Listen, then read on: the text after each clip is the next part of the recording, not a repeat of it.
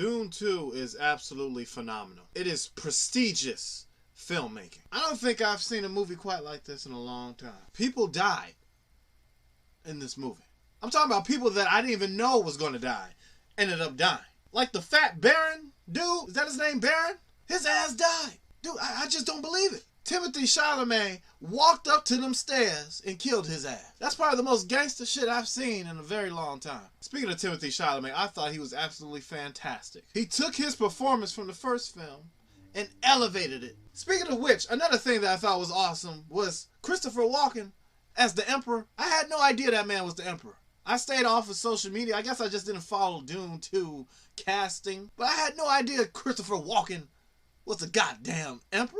The thing about Dune 2 is that if you did not like the first movie, then you're probably not going to be invested in this movie. And if you did like the first movie, you will have a hell of a good time watching this movie. In my experience, the first Dune movie gets better the more times I rewatch it. The first time I saw the movie, I was like, I don't know. This shit's too slow. Why did it end on a cliffhanger? Then I rewatched that shit again and again and again. I'm like, oh man, this spice shit is interesting. These dream sequences that Timothée Chalamet is having in this movie, I need to understand this shit. Where is this going? Oh my God, I can talk about this movie for hours. Another thing I liked about Dune 2 was Lady Jessica. Dog, when I tell you she is an entirely different character in this movie, I had no idea that she would make such a sudden change. She went from a sexy ass mama to a sexy ass evil mama. Like that transition, you just don't see that too often. Yeah, Dune 2 is a movie that I'll be rewatching over and over again. And oh my God, Florence Pugh was amazing in this too. She looked incredible. And then Austin Butler was absolutely fantastic in this too. So my only question is, what the hell's gonna happen now? Austin Butler's dead. Dave Bautista's dead. The Baron big ass is dead. And now Timothée Chalamet is like a messiah. Or he is the messiah. And then is Zendaya dead? Did she call the worms out to kill her? Like, what's happening there? Oh man, I have so many questions, but I don't give a damn about the answers right now. It's just questions that I'm asking rhetorically. I just don't see any movie being better than this. I really don't.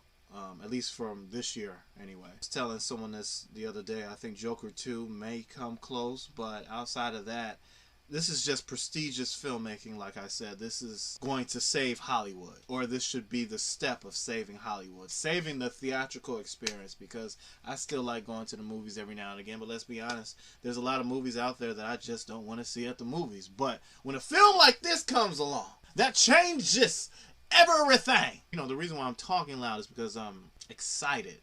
I'm happy that I saw this. That's fanboyism on full display. Also, another thing I want to say, one motif that I saw, there's many motifs that you can pull from the first movie and the second movie, but one motif that I noticed from the first movie was that movie was sort of like about fear in a way, right? Timothée Chalamet was afraid of these visions that he was having. He was afraid of leading his people.